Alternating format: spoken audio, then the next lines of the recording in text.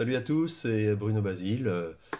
Je suis dessinateur de BD, je suis nantais, nazérien, breton.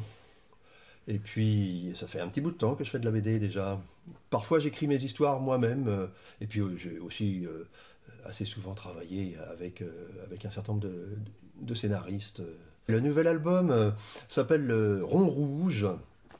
Et il est question d'une opération, on va essayer de pas trop en dire, mais il y a eu une opération euh, au milieu des années 60, assez rare en France. Enfin, c'était même la première fois qu'on voyait les murs des grandes villes se tapisser d'affiches publicitaires très laconiques, avec un gros rond rouge.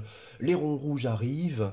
Alors, indifférence peut-être le premier jour, curiosité le deuxième jour, puis au fil des jours, un peu d'inquiétude, parce que les affiches étaient vraiment muettes. Il n'y avait aucune référence, aucune marque, ni rien.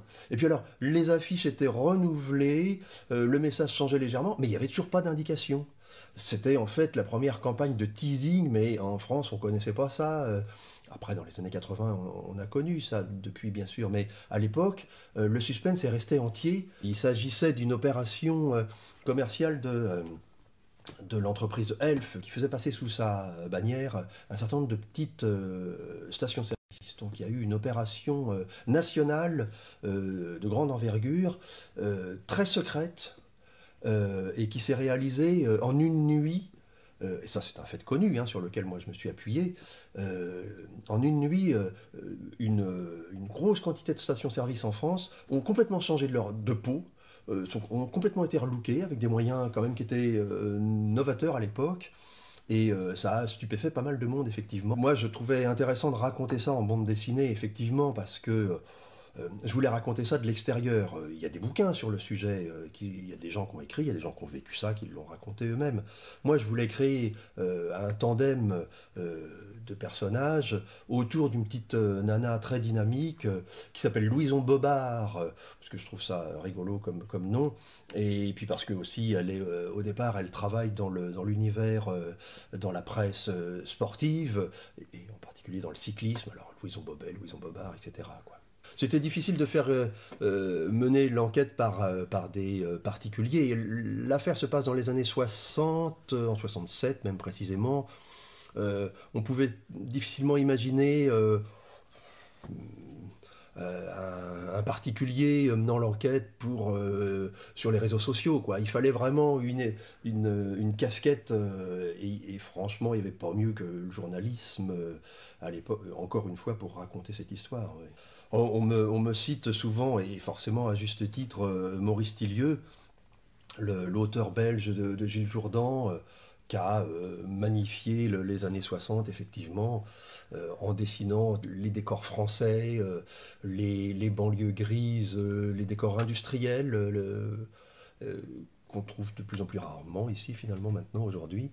Et puis les voitures, évidemment, des années 60. Ah oui, je suis assez schizophrène sur cette histoire d'industrie pétrolière, mais j'ai un argument tout à fait personnel, c'est que mon père travaillait à la raffinerie qu'on connaît, ici, la raffinerie à Donge, et c'est grâce à lui que j'ai connu cette histoire. Il y avait un fascicule, un petit organe interne au groupe qui s'appelait Antard à l'époque, qui avait publié au début des années 80 ce papier en interviewant les gens qui avaient effectivement participé à l'opération des Ronds Rouges, qui racontaient ça, qui avaient vraiment, d'ailleurs, qui en tiraient un prestige, parce qu'ils avaient vécu un truc héroïque, quoi.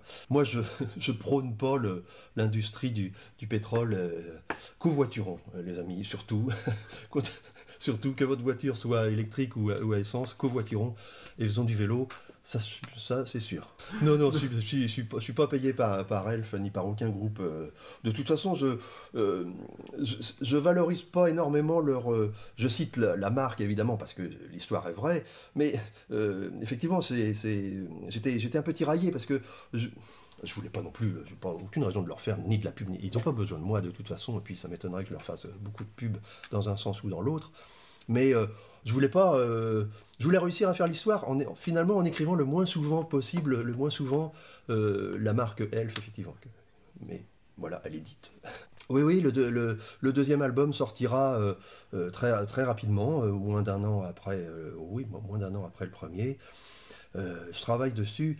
Cette fois-ci, c'est peut-être plus moralement défendable. Il traitera du problème de la mortalité routière, qui est un problème qui me tient particulièrement à cœur, moi personnellement, mais qui est un problème qui touche quand même énormément de monde. C'est un problème vraiment contemporain, encore aujourd'hui en 2024.